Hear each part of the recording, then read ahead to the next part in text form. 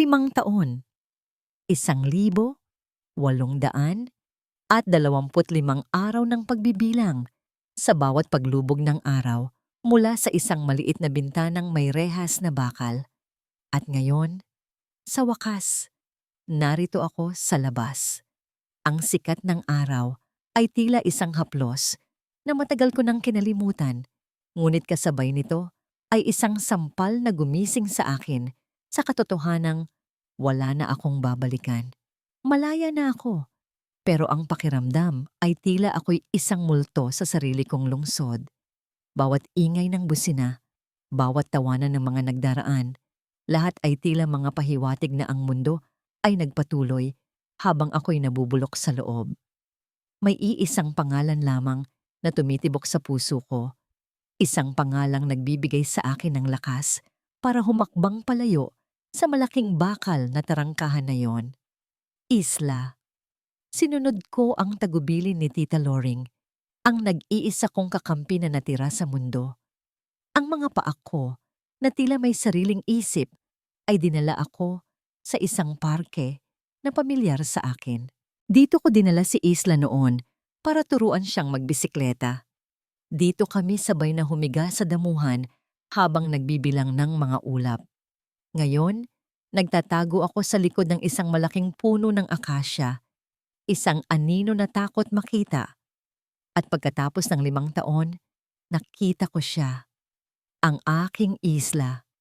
Mas matangkad na siya, ang buhok niya ay mas mahaba, pero ang mga mata niya ay naroon pa rin, malalaki at puno ng kwento. Hawak niya ang kamay ni Maris. Si Maris ang pinsan ko na ngayon ay nabubuhay sa buhay na dapat ay sa akin. Nakasuot si Maris ng isang bestidang mamahalin habang ang anak ko ay may suot na luma at tila kupas ng damit. Isang bagay ang kumirot sa dibdib ko, ngunit isinantabi ko iyon. Ang mahalaga, nakikita ko na ang anak ko. May hawak na ice cream si Isla at sa isang saglit, ngumiti siya. Ang ngiting iyon. Diyos ko, parang bumalik ang lahat ng kulay sa aking mundo.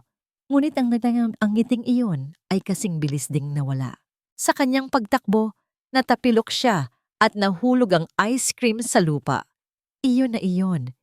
Isang simpleng aksidente ng isang bata. Ngunit ang sumunod na nangyari ang nagwasak sa anumang natitirang kabuuan sa aking pagkatao. Ano ba yan, Isla? Ang lampa mo talaga. Kailan ka ba matututo? Sayang ang pera. Manang-mana ka sa nanay mong pabaya. Ang boses ni Maris, hindi pa sigaw, ngunit malamig at matalim na tila isang patalim na tumusok diretso sa aking puso.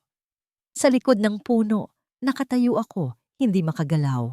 Ang aking kamay ay mahigpit na nakahawak sa isang maliit na chocolate bar na binili ko mula sa kakarampot na perang naipon ko. Medyo tunaw na ito dahil sa init. Isang maliit at kaawa-awang regalo na pinangarap kong maibigay sa kanya. Habang hinihila ni Maris ang braso ng aking anak palayo sa natapong ice cream, nakita ko ang takot sa mga mata ni Ayla. Hindi pagkadismaya, hindi lungkot, purong takot. Gumuho ang mundo ko. Ang chocolate bar sa kamay ko ay nadurog nang hindi ko namamalayan. Ang tamis nito ay naging isang mapait na paalala ng aking kawalan ng kapangyarihan. Ang ingay ng parke ay biglang nawala. Parang may isang matinis na tunog na umalingaw-ngaw sa aking tainga. Tumingin ako sa aking mga kamay, magagaspang, may kalyo, mga kamay ng isang bilanggo, hindi mga kamay ng isang ina na dapat ay yumayakap sa kanyang anak sa mga sandaling tulad nito. Nanghina ang aking mga tuhod. Napasandal ako sa puno. Pinipigilan ang isang hikbi na nagbabantang kumawala mula sa aking lalamunan. Kailangan kong maging tahimik. Hindi niya ako maaaring makita. Hindi pa ngayon. Habang papalayo sila, narinig ko ang huling mga salita ni Maris na tila isang laso na naipinainom sa aking kaluluwa. Huwag kang iiyak. Kapag narinig ka ng papa mo, isusumbong kita at sasabihin kong kasalanan mo lahat, tulad ng nanay mong magnanakaw. Nanay mong magnanakaw. Ang mga salitang iyon ay tila mga pakong paulit-ulit na ibinabaon sa aking isipan habang tinatahak ko ang isang madilim na eskinita. Bawat tapak ko sa basang semento ay isang pagpapaalala sa putik na ibinabato sa aking pangalan. Ang amoy ng estero at basurang nabubulok ay ang bagong pabango ng aking kalayaan. Isang masangsang na katotohanan na malayo sa halimuyak ng mga rosas sa hardin na dati kong inaalagaan. Sa dulo ng eskinita, may isang pinto na yari sa manipis na kahoy. Kumatok ako ng 3 beses, isang senyas na napagkasunduan namin. Bumukas ang pinto at bumungad sa akin ang mukha ni Tita Loring. Ang dati niyang masiglang mga mata ay napalitan ng mga guhit ng pag-aalala. Ang kanyang buhok ay mas marami ng puti. Sa isang saglit nakita ko ang 5 taon ng pagdurusa, hindi lang sa sarili ko, kundi pati na rin sa kanya. Walang salitang namutawi sa aming mga bibig. Niyakap niya ako ng mahigpit. At sa yakap na yon, gumuho ang lahat ng pader na itinayo ko sa aking puso. Humagulhol ako sa kanyang balikat. Ibinuhos ang lahat ng sakit, lahat ng pangungulila, lahat ng galit na kinimkim ko sa loob ng 1,825 araw. Anak ko, ay Solde, anak ko. Paulit-ulit niyang bulong ang kanyang sariling mga luha ay pumapatak sa aking buhok. Dinala niya ako sa loob ng maliit na kwartong inuupahanan niya.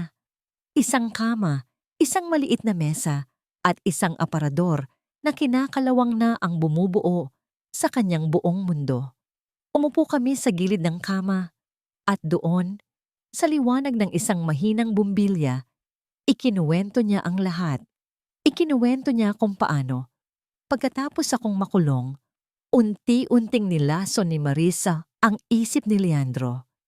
Nagkunwari siyang nailigtas si Isla mula sa isang aksidente sa kusina na siya rin pala ang may gawa para lamang magkaroon ng utang na loob si Leandro sa kanya. Ikinuwento niya kung paano niya pinalitan ang lahat ng gamit ko. Binura ang bawat alaala ko sa bahay na yon at pinalaki si Isla sa isang kasinungalingan na ang tunay niyang ina ay isang masamang tao na iniwan siya. Pinalayas niya ako, Isolde. Sabi ni Tita Loring, ang boses ay nanginginig. Nang sinubukan kong sabihin kay Leandro ang mga nakikita ko, sinabi ni Maris na ako'y ulyanin na at naninira lamang dahil sa pagmamahal ko sa'yo. Bawat salita niya ay karagdagang langis na ibinubuhos sa apoy na naglalagablab sa aking dibdib. Ang aking mga kamao ay naikuyom ng napakahigpit. Hindi lang ang aking buhay ang ninakaw nila. Ninakaw din nila ang pagkatao ng anak ko. Hindi ako pwedeng sumugod doon. Sabi ko, ang boses ay halos pabulong ngunit puno ng bagsik. Wala akong pera. Wala akong kapangyarihan. Isa lang akong ex-convict sa mata ng lahat. Tumingin ako sa paligid ng masikip na silid. Pero hindi ako mananatili dito. Hindi ako mananatiling nakalugmok. Isang determinasyon ang umusbong mula sa kaibuturan ng aking pagkasira. Magtatayo ako ng sarili ko, tita. Mula sa abo, babangon ako. Deklara ko. Kailangan ko ng pera. Kailangan ko ng paraan para makalapit kay Isla. At gagawin ko yon sa paraan na alam ko. Isang ideya ang nabuo sa isip ko. Isang maliit na karinderya. Pagkain ang laging kailangan ng tao. At sa pagluluto, doon ko na ibubuhos ang aking puso. Kinabukasan, ang kakarampot na ipon ni Tita Loring at ang natitira kong pera ay pinagsama namin. Sa loob ng 1 linggo, ang amoy ng pintura at bagong varnish ay humalo sa pag-asa sa loob ng isang maliit na pwesto na nirentahan namin. Tinawag namin itong Pag-asa. Sa araw ng aming pagbubukas, habang inaayos ko ang mga plato, may kinuha si Tita Loring mula sa kanyang aparador. Isang luma at medyo naninilaw ng kwaderno. Ang recipe book ng aking ina. Ito ang pamana natin, Isolde. Sabi niya, iniaabot ito sa akin. Ang mga recipe na ito ang bumuhay sa pamilya natin noon. Ito rin ang magbabangon sa'yo ngayon. Nang buksan ko ito, nakita ko ang sulat kamay ng aking ina. Ang pamilyar na mga letra ay tila isang yakap mula sa nakaraan. Sa unang pagkakataon sa loob ng 5 taon, isang tunay na ngiti ang sumilay sa aking mga labi. Naging abala ang araw. Ilan-ilang customer ang pumasok, karamihan ay mga trabahador sa malapit. Ang kanilang papuri sa aking luto ay musika sa aking pandinig. Unti-unti, isang maliit na piraso ng aking kumpiyansa ang nagsimulang bumalik.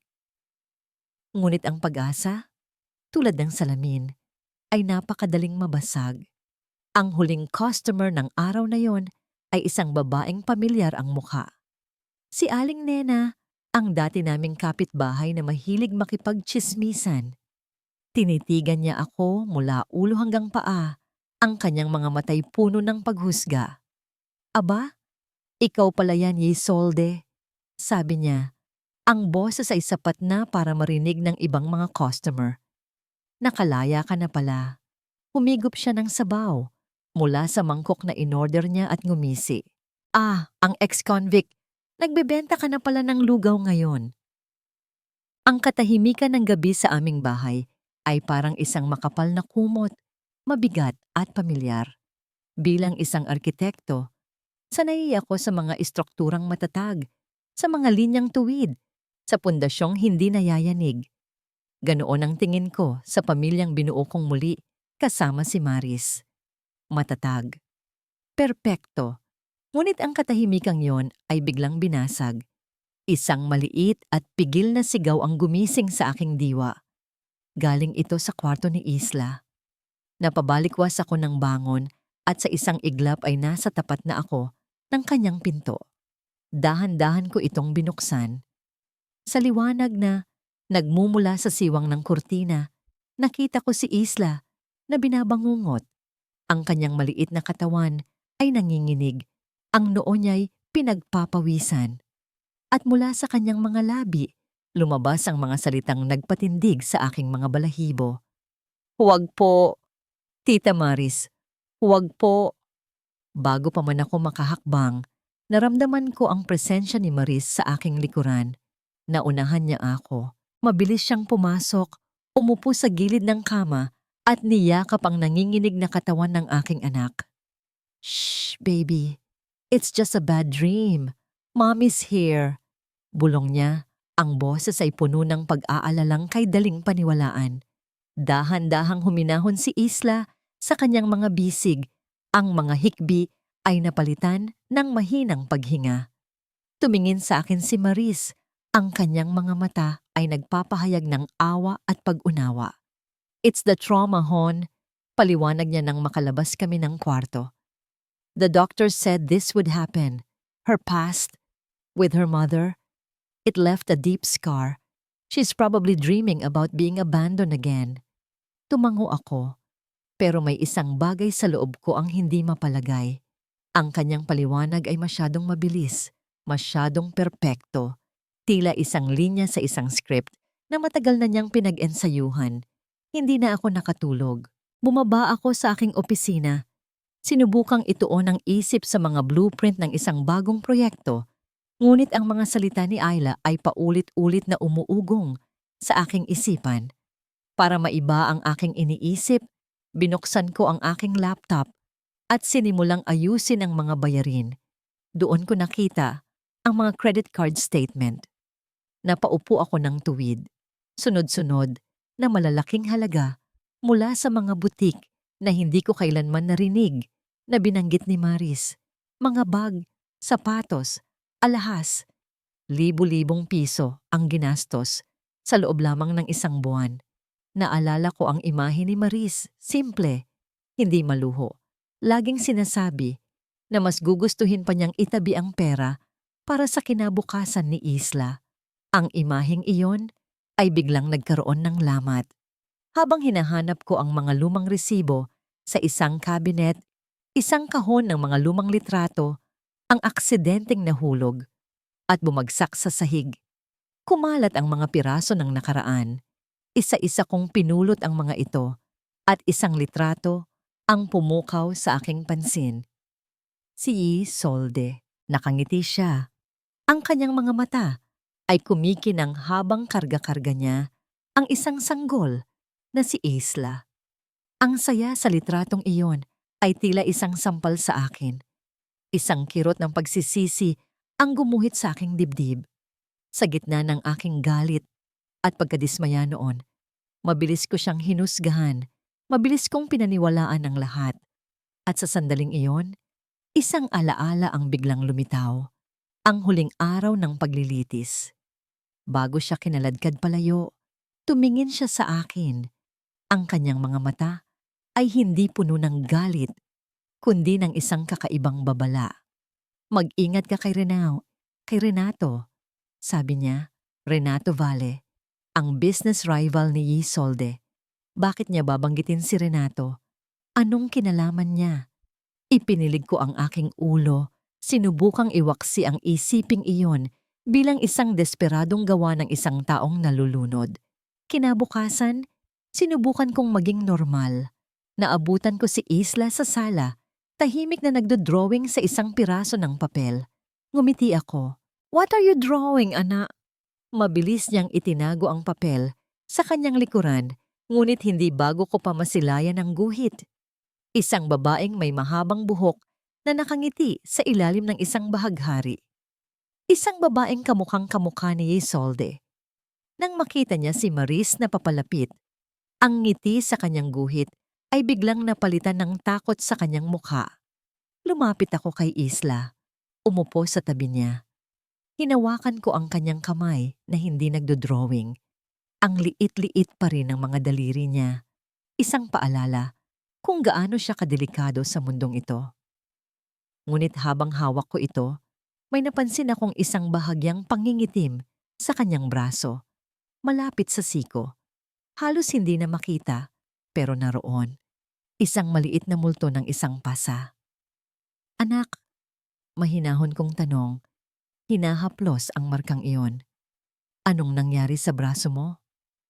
Ang reaksyon niya ay kasing bilis ng kidlat. Binawi niya ang kanyang kamay na parabang napaso. Ang kanyang mga mata, malalaki at puno ng gulat, ay hindi sa akin tumingin, kundi sa direksyon ng kusina kung nasaan si Maris na abala sa paghahanda ng merienda. Ang kilos na yon, ang mabilis na pagsulyap na yon, ay higit pa sa sapat. Sakto namang lumabas si Maris mula sa kusina. May dalang isang baso ng orange juice at isang platito ng cookies. Ngumiti siya nang makita kaming magkatabi. Ang perpektong imahe ng isang masayang pamilya. Nadapa po ako, Papa." Mabilis na sagot ni Isla. Ang tingin ay nakatungo sa sahig, sa kanyang mga sapatos. Isang simpleng sagot.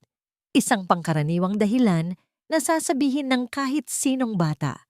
Ngunit ang takot sa kanyang mga mata ay sumisigaw ng ibang kwento. Ang panginginig ng kanyang boses ay nagsasabi ng isang katotohanang hindi niya kayang bigkasin.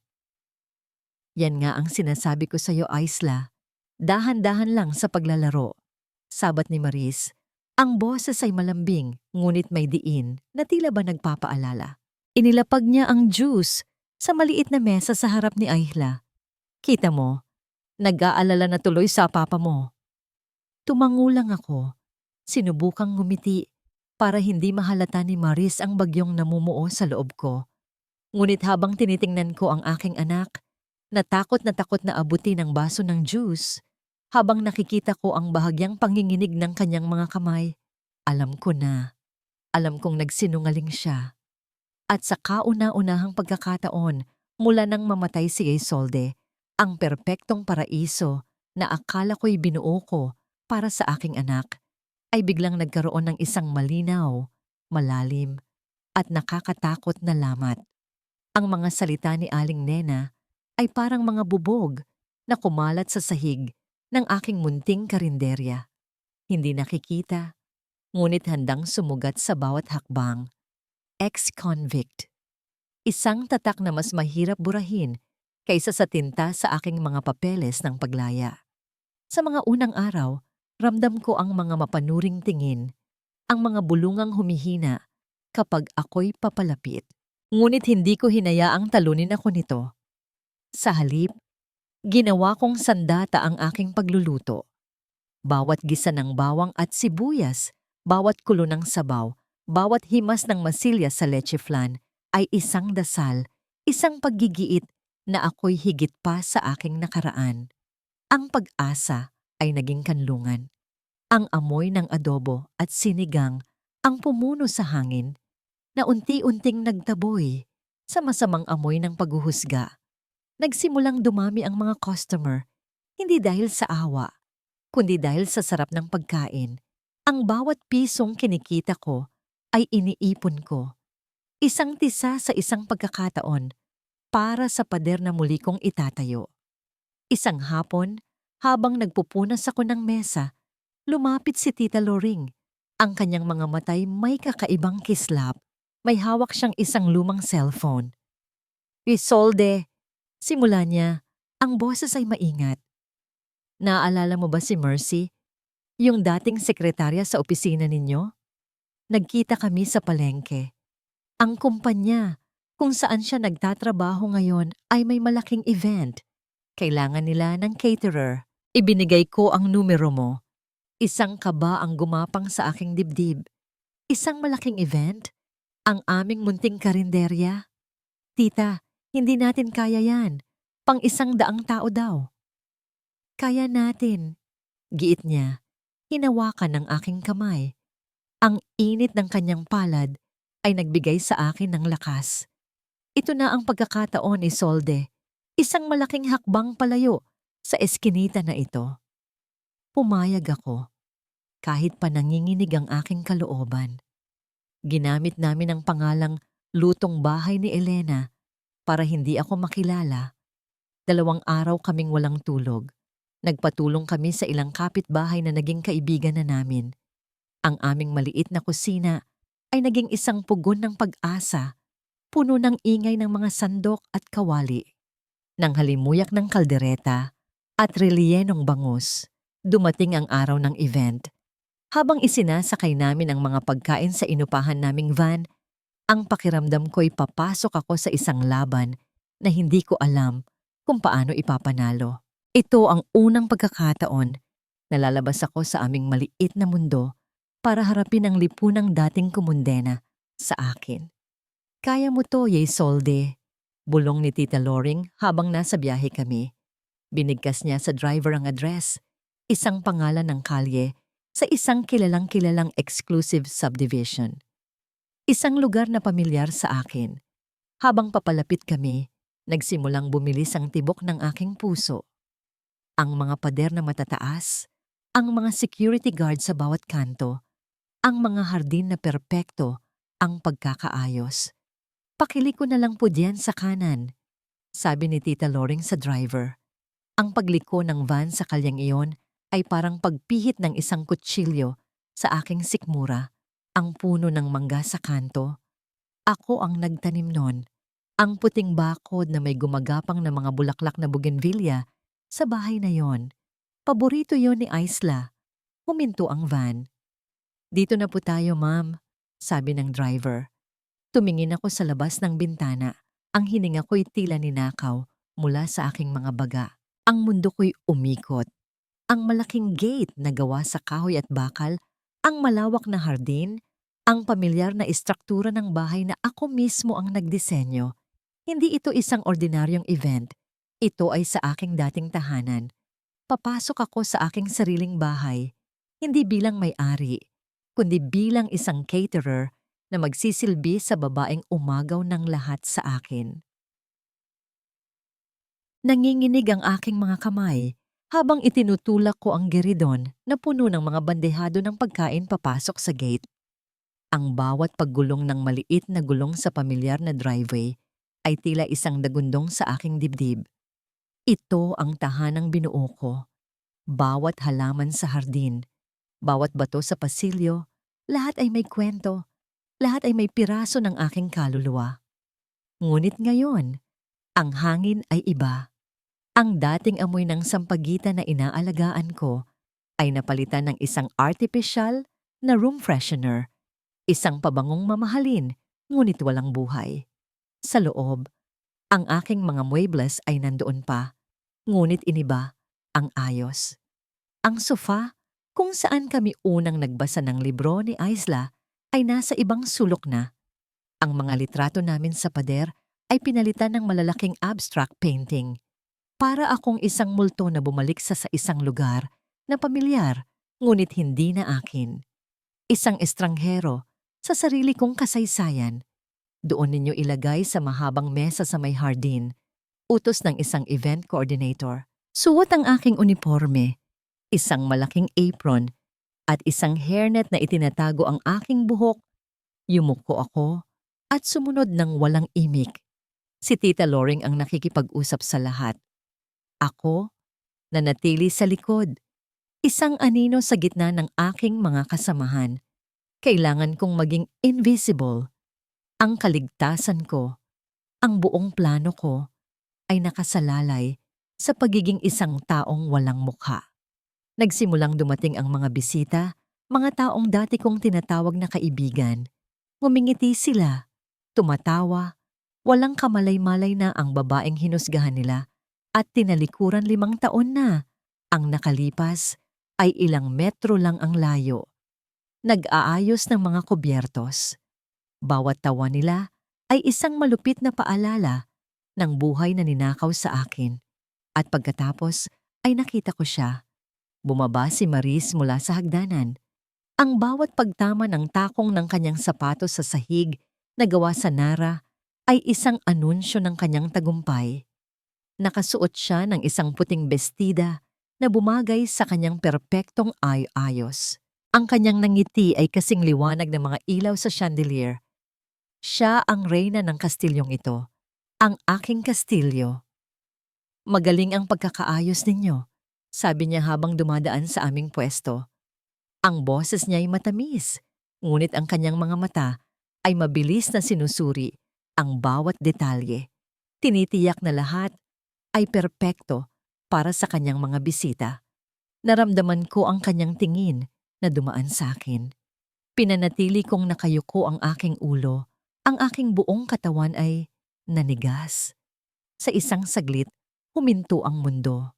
Salamat po, ma'am, sagot ni Tita Loring para sa aming lahat. Ang salitang ma'am.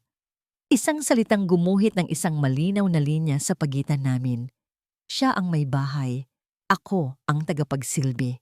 Dito, sa loob mismo ng mga pader na pinangarap ko, ako ay mas mababa pa sa isang alipin. Nagpatuloy siya sa paglalakad at sa wakas ay nakahinga ako. Ngunit ang pagsubok ay hindi pa tapos. Nakita ko si Leandro na bumaba at kasama niya si Isla. Ang puso ko'y tila dinurog at pinulbos. Nakasuot si Isla ng isang magandang bestida, ngunit ang kanyang mga mata ay walang kislap. Ang kanyang mga ngiti ay pilit. Para siyang isang manika na walang buhay, hawak ng mahigpit ang kamay ng kanyang ama. Nang subukan siyang akbayan ni Maris para sa isang litrato, bahagyang nanigas ang katawan ng aking anak. Isang maliit na detalye na ako lang, bilang kanyang ina, ang makakapansin. Dumating ang oras ng pagkain. Ang mga bisita ay pumupuri sa mga putahe. Tumayo ako sa likod ng chafing dish ng kaldereta. Ang specialty ko, ang paboritong ulam ni Leandro. Maya-maya, lumapit si Maris, may kasamang ilang kaibigan. You have to try this caldereta, girls. It's divine. Masayang sabi niya. Kumuha siya ng isang platito at sa harap ko mismo, sumandok siya ng pagkain. Ang lahat sa paligid ko ay tila nag-slow motion. Ang kanyang pag-angat ng tinidor, ang kanyang pagsubo, ang kanyang pagnguya. Tinitigan ko siya. Ang puso ko'y kumakarera. Dahan-dahang nawala ang nangiti sa mukha ni Maris. Huminto siya sa pagnguya. Ibinaba niya ang kanyang tinidor. May isang kakaibang pagtataka sa kanyang mga mata. Muli siyang tumikim na para bang sinusuri ang isang bagay na hindi ka panipaniwala. Ang lasa. Bulong niya, halos hindi marinig. Parang luto ni Yai Solde. Ang kanyang mga mata, na puno ng biglaang pagdududa, ay itinuon sa mga caterer. At sa huli, tumigil ito sa akin. Isang babaeng nakayuko, nagtatago sa likod ng steam mula sa mainit na pagkain. Ang hangin sa paligid namin ay biglang naging mabigat at siksik. Ang bawat tibok ng puso ko ay isang malakas na dagundong sa aking tainga. Ang mga mata ni Maris na kanina'y puno ng pagmamalaki, ngayon ay puno na ng matalas na pag-aalinlangan. Tinititigan niya ako, sinusubukang aninagin ang mukha sa likod ng anino at ng hairnet na suot ko. Pakiramdam ko'y 1 milimetro na lang at guguho na ang lahat. Bago pa man siya makapagsalita muli, mabilis na kumilos si Tita Loring. Lumapit siya, may dalang isang pitsel ng tubig at isang malawak, mapagkumbabang ngiti. Naku Ma'am Maris, baka po sa espesyal na pampalasa namin, yan kaya may pagkakahawig, sabi niya sa isang malumanay na tono, habang nagsasali ng tubig sa baso ng mga kaibigan ni Maris. Alam niyo naman po, ang kaldereta, halos iisa lang ang lasa saan man magpunta. Ang simpleng kilos at salita ni Tita Loring ay tila isang pader na humarang sa pagitan namin ni Maris. Ang mga kaibigan nito ay tumango, sumang-ayon sa sinabi niya. Nakita kong bahagyang kumunot ang noo ni Maris, tila napahiya na gumawa ng isang issue mula sa isang simpleng pagkain. Itinuon niya pabalik ang kanyang atensyon sa mga bisita. Ngunit ramdam ko pa rin ang kanyang mga mata na pasulyap-sulyap sa aming direksyon sa buong gabing iyon. Naging impyerno ang mga sumunod na oras. Bawat kilos ko ay maingat, bawat yuko ko ay mas malalim. Naging abala kami sa pagliligpit habang paunti-unti nang umuuwi ang mga bisita. Sa gitna ng pagod, nakita ni Tita Loring si Isla, nakaupo mag-isa sa isang sulok ng hardin, malayo sa ingay, habang abala si Maris sa pagpapaalam sa mga huling panauhin. May lungkot sa mga mata ng aking anak na tila bapasan niya ang buong mundo. Mag-CCR lang ako, paalam ni Tita Loring sa akin. Ang kanyang mga matay may ipinahihiwatig na iba. Tumango ako, nagtitiwala sa anumang binabalak niya. Ngunit sa halip na pumunta sa banyo para sa mga staff, nakita ko siyang mabilis na umakyat sa hagdanan, sa direksyon ng mga silid-tulugan, sa isang bahagi ng bahay na hindi nasakop ng kasiyahan. Ang bawat segundo ng kanyang pagkawala ay parang isang oras. Pagbalik niya, ang kanyang mukha'y kalmado, ngunit ang kanyang mga kamay na nagpupunas sa kanyang apron ay bahagyang nanginginig. May isang maliit na bukol sa bulsa ng kanyang apron na wala roon kanina. Ang biyahe pauwi ay tahimik. Ang pagod sa aming mga katawan ay hindi maikukumpara sa bigat ng aming mga puso. Pagdating namin sa sarado ng karinderya, ang amoy ng pagod at mantika ay sumalubong sa amin. Ito ang aming munting kaharian. Napakalayo sa karangyaan ng bahay na iniwan namin. Ngunit dito, ligtas kami. Habang nag-aayos ako ng mga pinagkainan, inilabas ni Tita Loring mula sa kanyang bulsa ang isang maliit na kwaderno. Kulay rosas ito. May mga sticker ng bituin at buwan. Isang diary ng isang bata. Nakita ko sa ilalim ng kutsyon ni Isla. Bulong niya. Nabitawan ko ang basong hawak ko. Mabuti na lang at sa plastik na lababo ito bumagsak. Ang aking mga kamay ay nanginginig habang dahan-dahan kong inaabot ang kwaderno. Ang bawat hibla ng aking pagkatao ay gustong buksan ito. Ngunit kasabay nito, natatakot ako sa kung anong mababasa ko sa loob. Umupo ako sa isang maliit na bangko. Ang aking mga daliri ay marahang hinaplos ang pangalang nakasulat sa pabalat, sa sulat kamay ng isang bata. Isla. Sa unang mga pahina, mga simpleng bagay ang nakasulat tungkol sa bago niyang guro, tungkol sa isang pusang kalye na pinapakain niya. Mga guhit ng bulaklak at bahay. Ngunit habang lumilipat ang mga pahina, unti-unting nagbabago ang tono. Tita Maris said my drawing is ugly. I want to show it to Papa, but she threw it away. I spilled water on the floor today. Tita Maris did not give me dinner. My tummy hurts.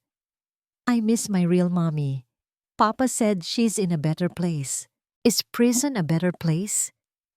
Bawat salita ay isang karayom na tumutusok sa aking puso. Ang mga luha ay nagsimulang mamuo sa aking mga mata, bumabagsak sa manipis na papel. At pagdating ko sa huling pahina, sa huling entry na isinulat niya kagabi lang, ang aking puso ay tuluyang nawasak sa 1,000,000 piraso. Mami, kung nasaan ka man, kunin mo na ako. Ayoko na po dito. Ang tagumpay ay may lasa, at ngayong gabi, ang lasa nito ay kaldereta. Matapos umalis ang huling bisita, iniwan ni Maris ang mga katulong para magligpit at umupo siya sa sofa. Isang baso ng alak sa kamay. Ang kanyang mukha ay nagliliwanag sa kasiyahan. Ang event ay naging isang malaking tagumpay. Lahat ay pumuri sa kanyang galing bilang hostess, sa kanyang perpektong pamilya. They loved you, Hon. They loved the house, sabi ko. Umupo sa tapat niya.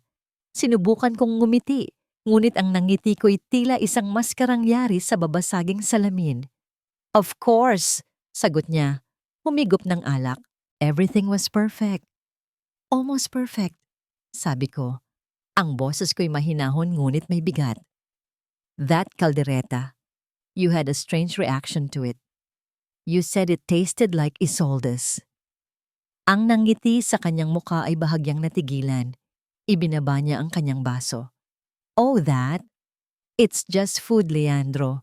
Siguro gutom lang ako kaya kung ano-ano na ang naiisip ko. Ang kanyang tawa ay pilit. Isang tunog na hindi umabot sa kanyang mga mata. Mabilis niyang iniba ang usapan, ngunit huli na. Ang binhi ng pagdududa na itinanim ng pasa sa braso ni Ayla ay nagsimula ng mag-ugat. Kinabukasan, sinubukan kong kausapin si Ila. Naabutan ko siyang nag-iisa sa hardin, tinitingnan ng isang langgam na naglalakad sa isang dahon. Did you have fun last night, anak? Tanong ko. Nagkibit-balikat lang siya. Hindi inaalis ang tingin sa langgam. Okay lang po. You were very quiet. Hindi mo ba nagustuhan ang pagkain? Masarap po. Sagot niya. Isang sagot na walang kaluluwa. Ang pag-uusap namin ay parang pag-abot sa isang bagay sa likod ng isang makapal na salamin. Nakikita ko siya, ngunit hindi ko siya mahawakan. Ang dating masayahin at madaldal na anak ko ay napalitan ng isang malungkot na anino. At alam kong hindi na ito dahil sa trauma ng nakaraan. Ito ay dahil sa kasalukuyan. Gabi na nang harapin ko si Maris. Pumasok ako sa aming silid-tulugan. Nag-aalis siya ng kolorete sa harap ng salamin. Sa refleksyon, nakita ko ang kanyang mukha, kalmado at perpekto. Maris, we need to talk. Simula ko. It's about Isla. Huminto siya sa kanyang ginagawa. What about her? She's not getting better. Sabi ko, ang bawat salita ay maingat, ngunit matatag. She's getting quieter. She's getting sadder. She's afraid of something, of someone, at hindi ko alam kung bakit. Humarap siya sa akin, at sa unang pagkakataon, nakita ko ang lamat sa kanyang perpektong maskara, isang kislap ng gulat, ng takot. Ngunit kasing bilis din itong nawala, napalitan ng isang nasasaktang ekspresyon. Are you blaming me? Tanong. Ang boses ay nagsimulang manginig. Leandro, ginagawa ko ang lahat para sa batang yan. I gave up my life to be a mother to her. At ngayon, pagkatapos ng lahat, ako pa ang paghihinalaan mo. Tumulo ang kanyang mga luha. Isang perpektong pag-arte. Dati, ang mga luhang yan ay kayang-kaya akong patigilin. Kayang-kaya akong gawing isang hangal na sunod-sunuran. Pero hindi na ngayon. Hindi kita pinagbibintangan, Maris. Nagtatanong ako. Giit ko. Gusto kong malaman ang totoo. Ang totoo? Tumayo siya. Ang kanyang boses ay tumaas. Ang totoo ay baka ikaw ang may problema. Baka hanggang ngayon, hindi ka pa rin nakaka-move on sa alaala ni Isolde. Baka sa lahat ng bagay, siya pa rin ang hinahanap mo.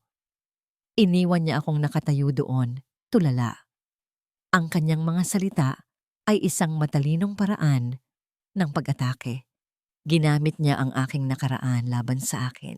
Lumabas siya ng kwarto, dala ang kanyang cellphone at narinig ko ang marahas na pagsara ng pinto patungo sa balkonahe.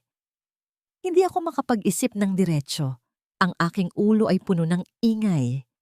Lumabas ako ng kwarto, naglalayong pumunta sa aking opisina para mapag-isa. Ngunit sa aking pagdaan sa pinto ng balkonahe na bahagyang nakaawang, narinig ko ang kanyang boses. Hindi na umiiyak, kundi isang pabulong na puno ng pagmamadali at takot. Renato, sa tingin ko, naghihinala na siya. Renato. Ang pangalan ay umalingaw-ngaw sa aking isipan. Isang pamilyar na pangalan na biglang nagkaroon ng isang nakakakilabot na kahulugan. Ang babala ni Isolde. Ang pagtanggi ni Maris na pag-usapan ang nakaraan. Lahat ng ito'y mga piraso ng isang palaisipan na ngayon ko lang nakita ang larawan. Isang larawan ng panlilinlang na napakatagal ko nang tinititigan nang hindi ko namamalayan. Hindi ako kumibo. Hinintay kong bumalik si Maris sa silid. Pumasok siya. Ang bakas ng takot sa kanyang mukha ay napalitan na ng isang kalmadong pagpapanggap. Ngumiti siya sa akin. Sorry for that, Hon. I got a little emotional. Ang ngiting iyon na dati nagbibigay sa akin ng kapayapaan, ngayon ay tila isang maskara ng demonyo. Ngumiti lang din ako pabalik, isang pekeng ngiti na bumabalot sa bagyong namumuo sa loob ko. Kailangan ko ng patunay. Isang patunay na hindi matatatanggi, isang katotohanang hindi niya kayang baluktutin ng kanyang mga luha. Kinabukasan na nagpaalam akong may pupuntahang site inspection. Ngunit sa halip na dumiretso sa trabaho, pumunta ako sa isang electronic store. Bumili ako ng isang maliit na security camera, halos kasing liit lang ng isang butones. Pag-uwi ko, ipinakita ko ito kay Maris. Para sa kwarto ni Isla, paliwanag. Para makita natin kung binabangungot siya ulit, para masigurado nating ligtas siya. Isang kislap ng pagtutol ang dumaan sa kanyang mga mata, ngunit paano siya tatanggi? Ang aking dahilan ay perpekto. Ginamit ko ang sarili niyang alibay laban sa kanya. Pumayag siya at ako mismo ang nagkabit nito sa isang sulok. Nakatago sa likod ng isang bookshelf, ang lente ay direktang nakatutok sa kama ni Isla. Ang gabing iyon ang pinakamahabang gabi sa buong buhay ko. Hindi ako pumasok sa aming silid. Nagdahilan akong kailangan kong tapusin ang isang disenyo. Naupo ako sa aking opisina. Ang laptop ko ay bukas, nakatutok sa live feed mula sa camera. Ang tanging maririnig sa silid ay ang tahimik na ugong ng computer at ang malakas na kabog ng aking dibdib. Sa bawat minutong lumilipas, nagdadasal ako na sana ay wala akong makita. Na sana, mali ako. Na sana, ako lang ang nababaliw. Bandang hating gabi, bumukas ang pinto ng kwarto ni Isla. Hindi si Isla ang lumabas. Si Maris ang pumasok. Dahan-dahan siyang lumapit sa kama. Sa screen ng aking laptop, ang kanyang mukha ay malinaw. Iluminado ng dim light mula sa lampshade. Marahan niyang hinaplos ang buhok ni Isla. Isang kilos na puno ng kabalintunaan. Isang haplos ng isang anghel na may pusong demonyo. Hinintay niya ng ilang sandali. Tila tinitiyak na tuluyan nang nahimbing ang aking anak. Pagkatapos, dahan-dahan siyang yumuko. Ang kanyang mga labi ay halos dumikit na sa tainga ni Isla. At nagsimula siyang magsalita. Hindi ito sigaw. Hindi ito utos. Ito ay isang bulong. Isang malamig, mabagal, at makamandag na bulong na dumaan sa speaker ng aking laptop at tumagos sa bawat sulok ng aking kaluluwa. Kawawa ka naman, bulong niya. Natutulog ka ng mahimbing. Hindi mo alam na pabigat ka lang sa papa mo. Kung hindi lang dahil sa'yo, mas masaya sana kami. Napatakip ako sa aking bibig upang pigilan ang isang tunog na nagbabantang kumawala. Ang hangin ay tila ninakaw mula sa aking mga baga. Nagpatuloy siya. Ang kanyang boses ay hindi nagbabago. Kalmado at nakakakilabot. Ang nanay mo, iniwan ka niya kasi isa kang masamang bata. At kung hindi ka magpapakabait sa akin, iiwan ka rin ng papa mo. Mag-isa ka na lang, walang magmamahal sa'yo. Hinaplos niya muli ang buhok ni Isla. Kaya huwag na huwag mong susubukang magsumbong, maliwanag. Dahil walang maniniwala sa isang batang katulad mo. Ako ang paniniwalaan niya. Ako lang. Pagkatapos noon, tumayo siya. Inayos niya ang kumot na bumabalot sa aking anak. Hinalikan ito sa noo at lumabas ng kwarto na para bang walang nangyari. Ang katahimikan na naiwan sa aking opisina ay mas nakakabingi kaysa sa pinakamalakas na sigaw. Hindi ako makagalaw. Ang aking mga kamay ay nanginginig sa ibabaw ng keyboard. Ang imahe sa screen, ang payapang pagtulog ng aking anak ay naging isang larawan ng pinakamatinding pagtataksil. Isang matinding pagkahilo ang gumupo sa akin at kinailangan kong humawak sa gilid ng mesa. Ang babaeng pinakasalan ko, ang babaeng pinagkatiwalaan ko sa aking anak, ang babaeng inakala kong sagot sa aking mga dasal. Siya pala ang bangungot. Siya ang halimaw na sumisira sa pagkatao ng aking anak gabi-gabi, sa ilalim mismo ng aking bubong. Ang bawat bangungot ni Isla, ang bawat pag-iyak niya sa gabi, ang bawat takot sa kanyang mga mata, lahat ay may mukha na ngayon. At ang mukhang iyon ay ang mukha ng aking asawa. Isang nag-aalab na galit na sinamahan ng isang nakakaparalisang pagsisisi ang bumalot sa akin. Galit kay Maris para sa kanyang kalupitan at pagsisisi para sa aking katangahan. Ako ang nagpasok ng halimaw sa aming tahanan. Inabot ko ang mouse, nanginginig ang kamay, at pinindot ang save. Ang recording ay ligtas na ngayon sa aking hard drive, ngunit ang ebidensya ay hindi sapat. Ang mga bulong sa gabi ay isang bahagi lamang ng katotohanan. Ang pangalang Renato ay ang susi sa mas malaking pinto. Binuksan ko ang isang secure na folder sa aking computer, isa na naglalaman ng mga lumang file ng negosyo, mga financial record mula sa panahon ni Yay Solde. Ginamit ko ang search function at tinipa ang isang pangalan. Maris Beltran, walang lumabas. Sinubukan kong muli, Renato Valle. Libo-libong mga resulta, mga email, mga kontrata, mga proposal. Ngunit hindi iyon ang hinahanap ko. Nag-isip ako, ano ang posibleng koneksyon? Pera. Iyon ang laging koneksyon. Binuksan ko ang mga luma naming bank statement, mga dokumento na matagal ko nang isinantabi. At doon, sa gitna ng daan-daang mga transaksyon, nakita ko ito. Mga regular na deposito sa isang bank account na hindi ko kilala. Sinimulan kong i-cross-reference ang mga petsa. Ang mga deposito ay nagsimula 1 linggo bago akusahan si Isolde ng pandaraya. At ang mga ito ay nagmula sa isang holding company. Mabilis kong hinanap sa internet ang pangalan ng kumpanya at ang puso ko'y tuluyang huminto sa pagtibok. Ang nag-iisang pangalan sa board of directors ng kumpanyang yon ay si Renato Valle, pero hindi iyon ang pinakamasaklap. Kinuha ko ang mga papeles ng kasal namin ni Maris.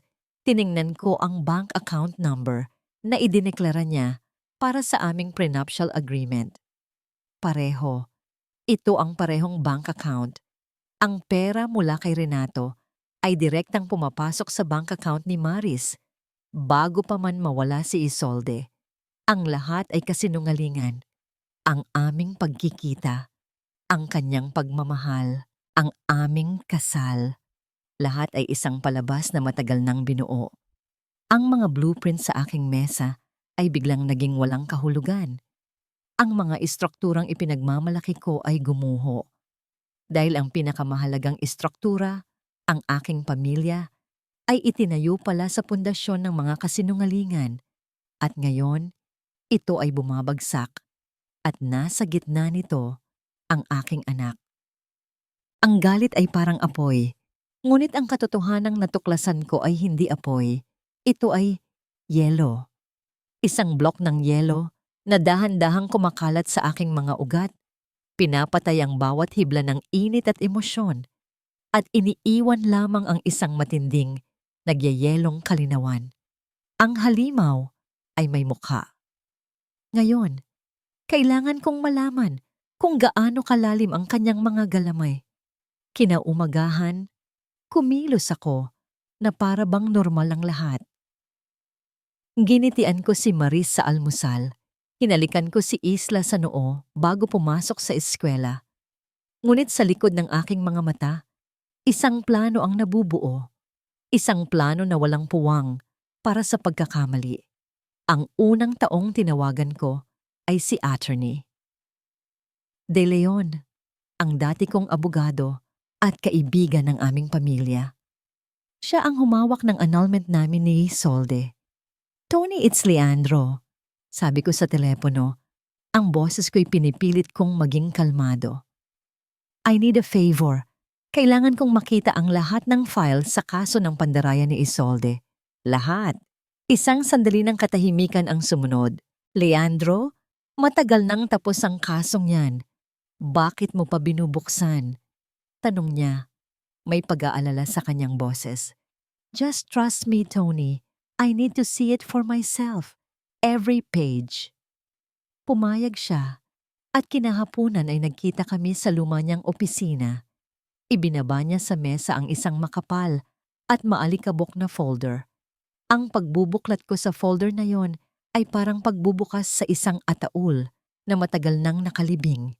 Ang mga litrato, ang mga testimonya, ang mga financial statement na pinike, lahat ay naroon. Bawat papel ay isang patunay ng aking naging katangahan, ng aking mabilis na paghuhusga. Binasa ko ang mga salaysay ng mga saksi, mga taong dati empleyado ni Isolde na biglang tumestigo laban sa kanya. Ngunit isang testimonya ang nakakuha ng aking pansin. Ang testimonya ng isang anonymous witness. Ayon sa record, ang saksing ito ang nagbigay ng pinakamabigat na ebidensya. Isang ledger na di umano'y isinulat mismo ni Isolde na nagdedetalye ng kanyang mga iligal na transaksyon. Ang ledger na ito ang sumira sa kanya. Ito ang nagselyo sa kanyang kapalaran. Ngunit ang pagkatao ng saksi ay nanatiling protektado. "Sino ang saksing ito, Tony?" tanong ko. Nag-isip si Attorney De Leon. Hindi ko na matandaan ang pangalan. Pero ang alam ko, bigla na lang siyang lumitaw. Isang concerned citizen daw na may dalang ebidensya. Pagkatapos niyang tumestigo, hindi na siya muling nakita. May isang malamig na kuryenteng gumapang sa aking gulugod. Biglang lumitaw? Hindi na muling nakita? Umuwi ako. Dala ang bigat ng aking mga natuklasan. Ang bahay na dati paraiso sa akin ay isa ng crime scene. Bawat sulok ay may anino ng kasinungalingan. Dumiretso ako sa aming bodega. Isang lugar na puno ng mga lumang gamit, mga bagay na ayaw nang itapon ni Maris. Sa gitna ng mga kahon, hinanap ko ang mga gamit ni ang iilang bagay na hindi ko nagawang itapon noon dahil sa natitirang konsensya. At sa ilalim ng isang lumang baul, nakita ko ang mga kahon ng mga lumang dokumento mula sa kanyang kumpanya. Mga papeles na hindi ko pinansin noon. Naghalongkat ako, ang alikabok ay lumilipad sa hangin. At natagpuan ko ang hinahanap ko. Ang mga totoong ledger, mga payroll, mga record ng empleyado mula sa taon na yon. Isa-isa kong sinuri ang mga pangalan. At doon, sa listahan ng mga empleyadong biglang nag-resign isang linggo, bago sumabog ang iskandalo, nakita ko ang isang pamilyar na pangalan. Ang pangalan ng isa sa mga tumestigo laban kay Isolde. At sa tabi ng kanyang pangalan, may isang nota. Transferred to Vail Corporation. Vail Corporation. Ang kumpanya ni Renato Valle. Ang lahat ng mga empleyadong tumestigo laban kay Isolde ay biglang nagkaroon ng mas magandang trabaho sa kumpanya ng kanyang pinakamalaking karibal. Hindi ito koinsidensya. Ito ay isang plano, isang perpektong bagyo ng paninira. Muli kong tinawagan si Attorney De Leon. "Tony, yung anonymous witness na sabi ko, ang aking hininga ay mabigat." Mayroon bang nag-sponsor sa kanya? May tumulong ba sa kanyang lumapit sa mga piskal? Isang mahabang katahimikan ang sumagot sa akin. Pagkatapos ay isang malalim na buntong hininga. Leandro, this is off the record, sabi niya. Pero ang usap-usapan noon, may isang malaking negosyante na benefactor ng prosekusyon. Siya ang nagbigay ng mga impormasyon. Siya ang nagdala sa anonymous witness. Isang taong may malaking galit kay Isolde. Hindi ko na kailangang tanungin kung sino. Ibinaba ko ang telepono. Ang lahat ng piraso ay nagkabit-kabit na. Hindi lang si Maris ang kalaban. Siya ay isang sundalo lamang, isang papet. At ngayon, kilala ko na ang manlalaro ng mga papet. Si Renato Valle. Siya ang nagplano ng lahat. Ang pagkasira ni Isolde. Ang pagpasok ni Maris sa buhay ko. Ang bawat luha ng aking anak. Lahat ay nagmula sa kanya. Ang yelo sa aking mga ugat ay nagsimulang matunaw. Napalitan ng isang apoy na mas matindi pa kaysa kanina. Hindi na ito galit. Ito ay pagkauhaw. Pagkauhaw para sa katarungan. Ang katotohanan ay isang lason. At sa loob ng 2 araw, hinayaan kong kumalat ang lason na iyon sa buong sistema ko. Pinapatay ang bawat hibla ng aking pagkatao hanggang sa ang matira na lang ay isang layunin. Ngayon, alam ko na ang kailangan kong gawin. Ngunit hindi ko ito kayang gawin ng mag-isa. Kailangan ko siya. Ang tanging tulay ko sa nakaraan ay si Tita Loring. Kinailangan kong maghintay sa labas ng palengke, kung saan alam kong regular siyang namimili, nagtatago sa loob ng aking sasakyan na parang isang kriminal. Nang makita ko siya, ang puso ko'y kumabog ng malakas. Nilakasan ko ang aking loob at lumabas ako para harapin siya. Ang gulat sa kanyang mga mata ay mabilis na napalitan ng galit. "Anong kailangan mo sa akin, Leandro?" Tanong niya. Ang kanyang boses ay malamig at walang bahid ng dating paggalang. "Tita, pakiusap," sabi ko. Ang aking boses ay basag. Kailangan kong makausap si Isolde. Mahalaga ito. Ito ay tungkol kay Isla. Ang pangalan ng aking anak, ang tanging sandata ko. Nakita ko ang pag-aalinlangan sa kanyang mukha. Ibinigay ko sa kanya ang isang sobre. "Ibigay niyo po ito sa kanya. Kung ayaw niya akong kausapin pagkatapos nito, maiintindihan ko." Kinagabihan, nakatanggap ako ng isang text message mula sa isang numerong hindi pamilyar. Isang address lamang ng isang maliit na karinderya at isang oras. Walang pangalan, walang bati. Ang Pag-asa. Ang pangalan ng lugar ay isang malaking kabalintunaan sa nararamdaman ko ngayon. Pagpasok ko, ang amoy ng nilagang baka at bawang ay sumalubong sa akin. Ang lugar ay simple, malinis, at puno ng dignidad. Isang mundong napakalayo sa aking tahanang puno ng kasinungalingan. At nandoon siya, sa likod ng counter, nagpupunas ng baso. Nakatayo lang ako sa may pinto, hindi makahakbang. 5 taon.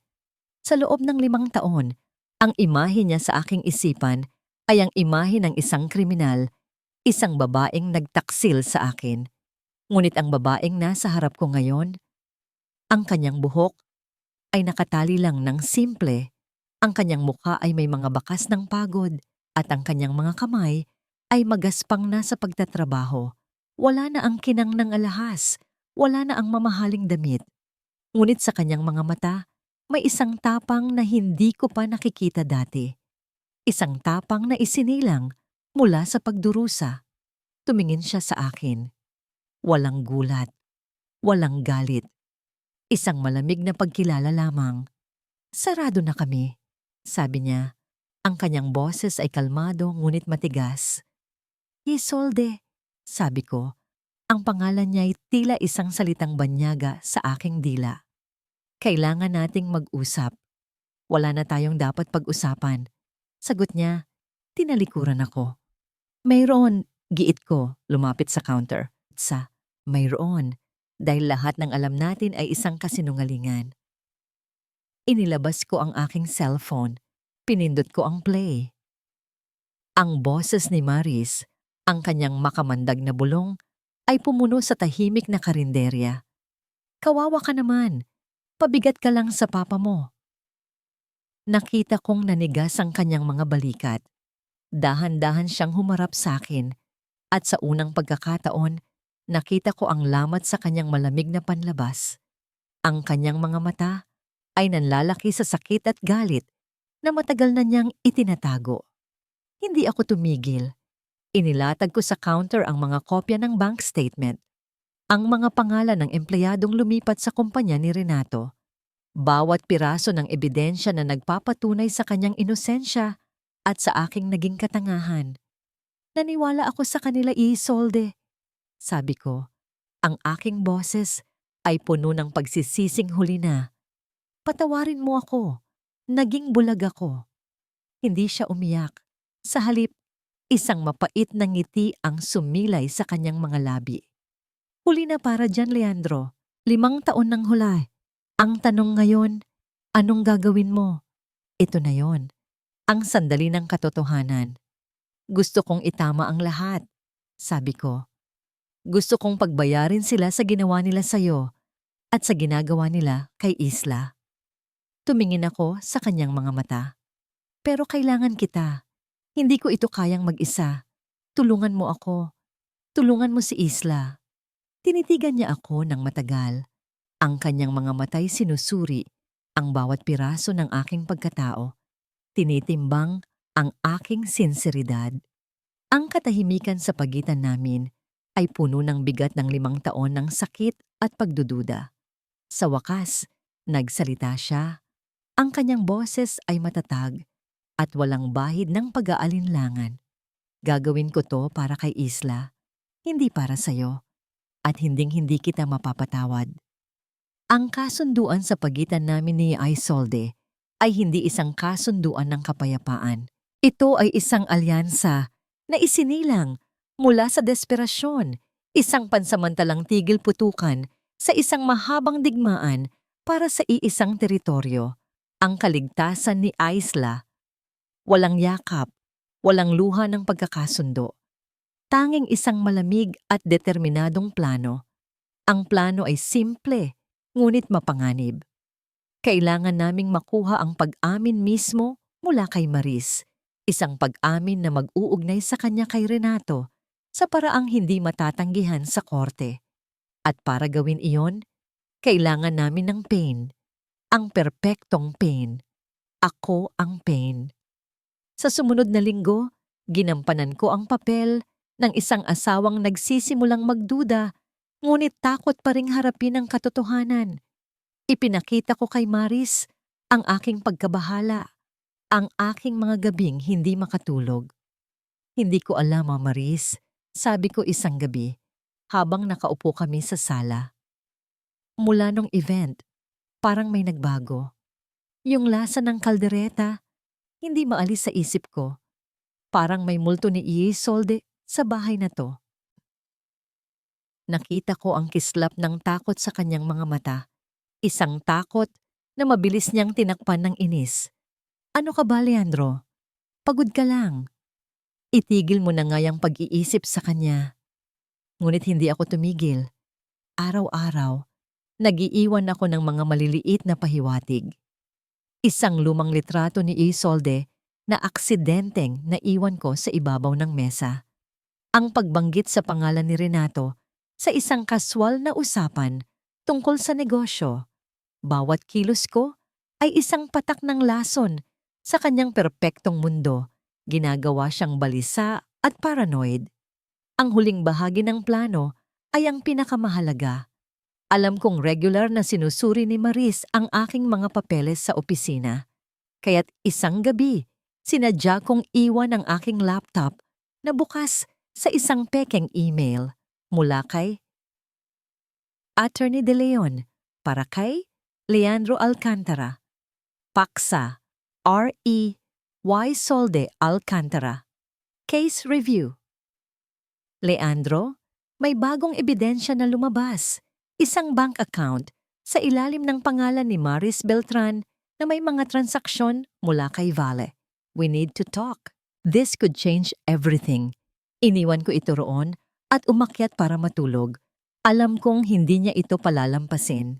Samantala, si Yay Solde, sa tulong ni Tita Loring, ay inihahanda ang entablado, ang bayan ng Batangas, kung saan lumaki si Yay Solde at Maris ay magdiriwang ng taunang fiesta. Ito ang perpektong lugar. Isang lugar na puno ng mga taong kilala sila, mga taong naging saksi sa kanilang nakaraan. Nag-arkila si Yay Solde ng isang maliit na function hall malapit sa simbahan, sa ilalim ng pangangatwirang magkakaroon ng isang maliit na reunion ang kanilang angkan. Kinabukasan, naramdaman ko ang pagbabago sa kilos ni Maris. Ang kanyang pagkabalisa ay napalitan ng isang desperadong pagmamadali. Alam kong nabasa na niya ang email. Alam kong nakikipag-ugnayan na siya kay Renato. Hon, kailangan kong umuwi sa Batangas, sabi niya sa akin sa almusal. Ang kanyang boses ay pilit na pinapakalma. May sakit daw si Mama. Kailangan niya ako. Isang perpektong kasinungalingan. Sige, mag-iingat ka, sabi ko. Ginagampanan ng papel ng isang walang kamalay-malay na asawa. Isama mo na rin si Aisla para makalanghap ng sariwang hangin. Ito na yon. Nahulog siya sa bitag. Dumating ang araw ng fiesta. Ang buong bayan ay puno ng ingay ng musika, ng amoy ng pagkain, at ng sigla ng mga tao. Sa loob ng function hall, naghihintay kami. Si Yay Solde, nakatayo sa isang madilim na sulok, ang kanyang mukha ay isang maskara ng determinasyon. Ako, nakaupo kasama ang ilang piling kamag-anak na pinagkatiwalaan namin. Si Attorney De Leon, naroon din, dala ang isang briefcase na puno ng mga dokumento. Pumasok si Maris. Akay-akay si Isla. Ang kanyang mga mata ay ligaw. Hinahanap ang taong inaasahan niyang naroon. Si Renato. Ngunit wala si Renato. Kami lang ang naroon. Anong ibig sabihin nito? Tanong niya. Ang kanyang boses ay nanginginig. Isang malaking screen sa likuran ko ang biglang umilaw. Ang unang ipinalabas ay ang video mula sa kamera sa kwarto ni Ayla. Ang kanyang makamandag na bulong ay umalingaw-ngaw sa buong silid. Namutla si Maris. Ang mga kamag-anak namin ay napasinghap sa gulat at galit. Binitiwan ni Maris ang kamay ni Aisla. Mga kasinungalingan, sigaw niya. Gawa-gawa lang yan. Ngunit bago pa man siya makabawi, ang mga bank statement, ang mga record ng empleyado, lahat ng ebidensya ay isa-isang lumitaw sa screen. Ang kanyang pagkakanulo ay nakalatag para makita ng lahat. Tapos na ang laro, Maris, tato. Sabi ko, tumatayo. Sa gitna ng kaguluhan, sa sandaling ang lahat ng mata ay nakatuon sa kanya. Isang anino ang lumabas mula sa dilim. Hindi ito ang anino na inaasahan niya. Ito ay isang anino mula sa nakaraan na akala niya'y tuluyan na niyang nailibing. Si Solde. Kamusta, pinsan? Sabi ni Yay Solde. Ang kanyang boses ay kalmado, ngunit may bigat na kayang bumasag ng bakal. Nagulat ka ba? Sheila, ang paglabas ni Isolde mula sa dilim ay parang isang aparisyon. Ang buong silid ay nabalot ng isang nakabibinging katahimikan na binasag lamang ng malakas na tugtugan mula sa labas. Isang masayang musika na salungat sa bigat ng eksena sa loob. Ang mukha ni Maris ay dumaan sa sunod-sunod na emosyon. Pagkabigla, hindi paniniwala, takot, at sa huli, isang desperadong galit. Ikaw. Ang tanging salitang lumabas sa kanyang bibig na tila ba nakakita siya ng isang multo. Oo, ako nga. Sagot ni Isolde, humahakbang papalapit sa liwanag. Ang kanyang bawat galaw ay kalmado, ngunit ang kanyang presensya ay tila isang bagyo na handang manalasa. Ang pinsan na tinalikuran mo, ang kapatid na sinaksak mo sa likod, ang inang pinagkaitan mo ng kanyang anak.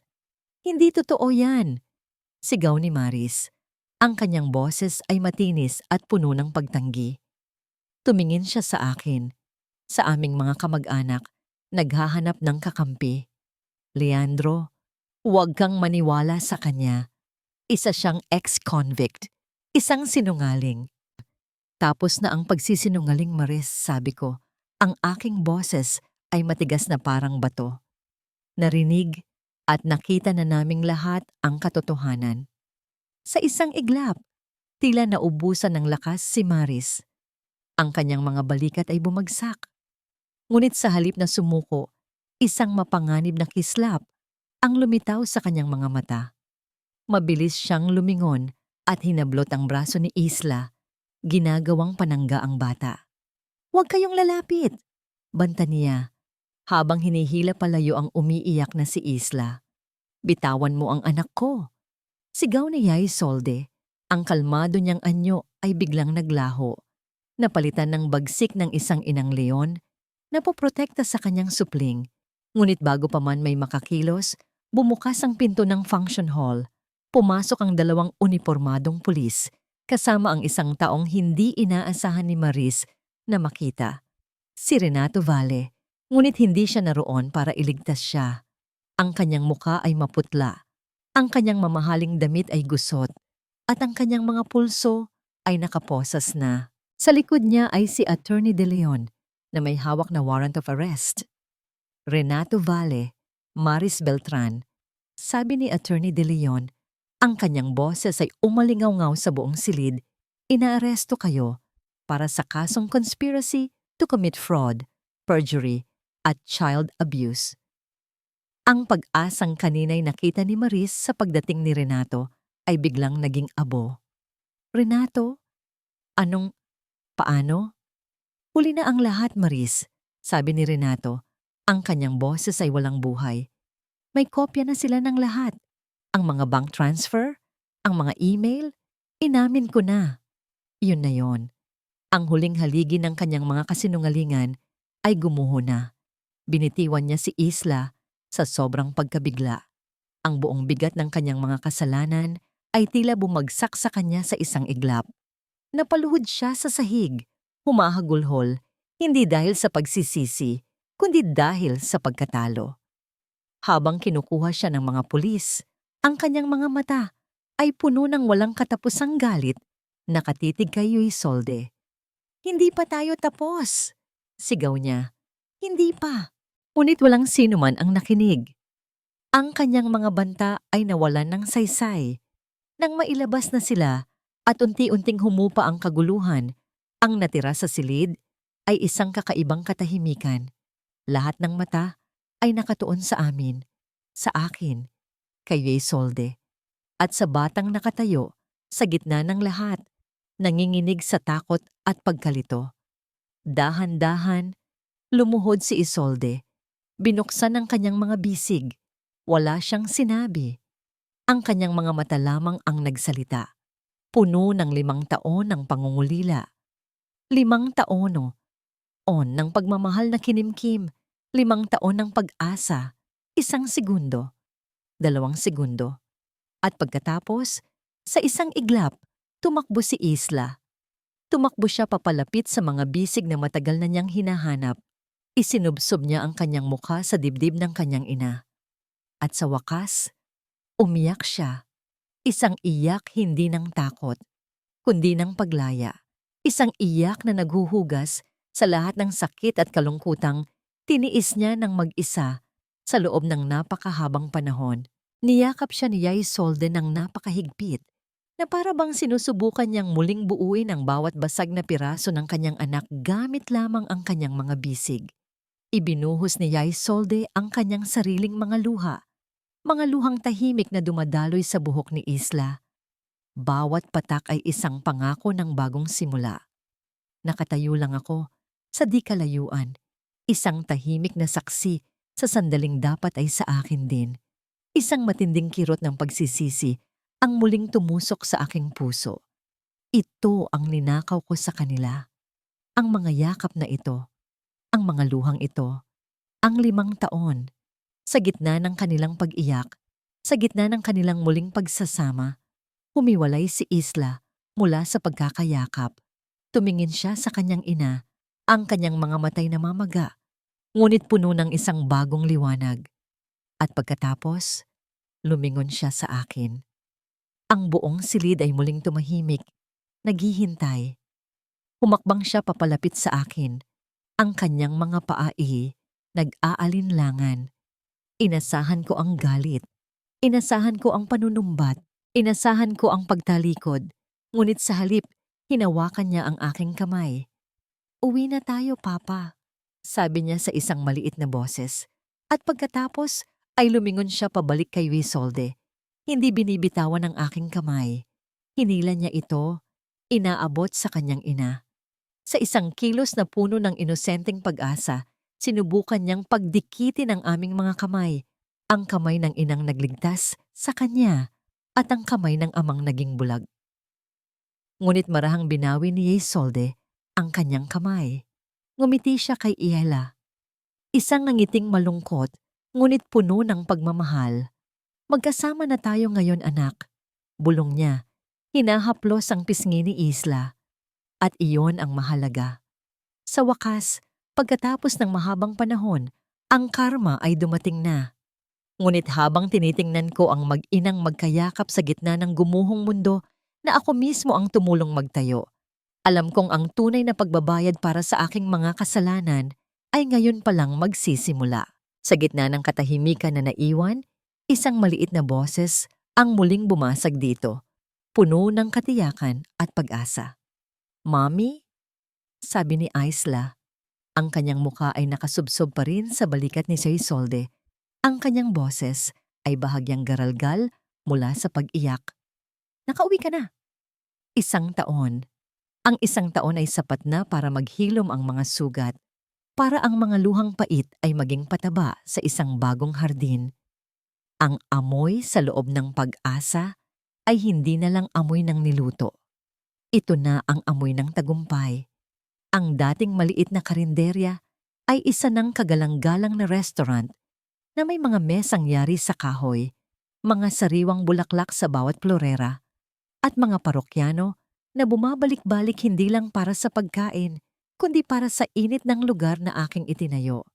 Hindi na ako si Isolde, ang ex-convict. Ako na si Chef Isolde, ang babaeng nagpatunay na ang pangalawang pagkakataon ay hindi hinihingi, ito ay nililikha. "Mommy, look, perfect na ang star ko." Napalingon ako mula sa counter. Doon sa isang sulok, si Ayla ay abala sa paglalagay ng icing sa isang maliit na cupcake. Ang kanyang tawa, na dati isang pangarap na lamang para sa akin, ngayon ay ang musika na pumupuno sa bawat araw ko. Wala na ang anino ng takot sa kanyang mga mata. Ang kanyang mga pisngi ay mabilog na muli, at ang kanyang bawat kilos ay puno ng sigla ng isang batang malaya. Siya ang buhay na katibayan ng aking pinakamalaking tagumpay. Bumukas ang pinto ng restaurant, pumasok si Leandro. Linggo-linggo, sa parehong araw at oras, sinusundo niya si Isla para sa kanilang Daddy-Daughter Day. Ang awkward na katahimikan sa pagitan namin noon ay napalitan na ng isang magalang na pagtrato sa isa't isa. "Hi, Papa." Masayang bati ni Isla, tumakbo para salubungin siya.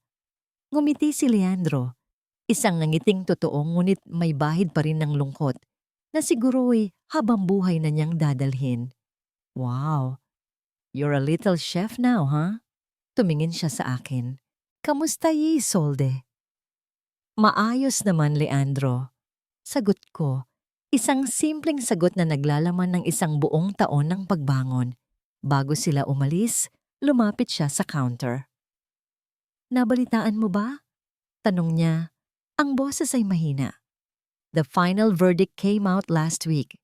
20 years for both of them. Walang parol. 20 taon. Isang buhay na gugugulin sa likod ng rehas na bakal. Hindi ako nakaramdam ng saya. Hindi rin ako nakaramdam ng galit. Ang naramdaman ko lang ay isang malalim na katahimikan. Tapos na. Sa wakas, tapos na." Sinabi rin niya na ang ina ni Maris, si Aling Dory, ay tuluyan ng nawala sa sarili nang malaman nitong wala na itong mapagkukunan ng pera. I'm sorry, Isolde, sabi muli ni Leandro, tulad ng sinabi na niya ng 100 beses sa loob ng 1 taon. For everything. Sa pagkakataong ito, tinitigan ko siya. Leandro, sabi ko, pinatawad ko na ang naging pagkakamali mo, pero hindi ibig sabihin ay kailangan nating ibalik ang nakaraan. Pinatawad kita para sa sarili kong kapayapaan, hindi para sa'yo. Tumango siya, isang pagtanggap sa katotohanang hinding-hindi na maibabalik. Hinatid ko sila ng tingin hanggang sa makasakay sila sa kotse. Isang pamilya kami. Oo, ngunit hindi na sa paraang tulad ng dati. Kami ay 2 taong konektado habang buhay dahil sa isang batang aming parehong minamahal. Gabi na. Matapos magsara ang restaurant, umakyat kami ni Isla sa maliit na apartment na ipinatayo ko sa itaas. Lumabas kami sa balkonahe, tanaw ang mga ilaw ng syudad. Niyakap ako ni Isla mula sa likuran. I love you, Mommy. Niyakap ko pabalik ang kanyang maliliit na braso. I love you more, anak ko. Habang pinagmamasdan namin ang paglubog ng araw, alam ko na, nakahanap na ako ng kapayapaan. Hindi ito dumating mula sa paghihiganti. Hindi ito ibinigay ng isang lalaki. Hindi ito nakasalalay sa pagpapatawad ng iba. Ang kapayapaan ay isang bagay na itinayo ko, gamit ang sarili kong mga kamay, mula sa mga durog na piraso ng aking nakaraan. Ito ay ang amoy ng bagong lutong tinapay sa umaga. Ito ay ang tunog ng tawa ng aking anak. Ito ay ang bigat ng mga barya sa aking kaha sa pagtatapos ng araw. Ito ay ang tahimik na pagtanggap na ang pagiging buo ay hindi nangangahulugang walang lamat. Ang pagiging buo ay ang pagkatutong sumayaw sa gitna ng ulan habang naghihintay sa muling pagsikat ng araw. At para sa aming dalawa ni Angela, ang araw ay sumisikat na.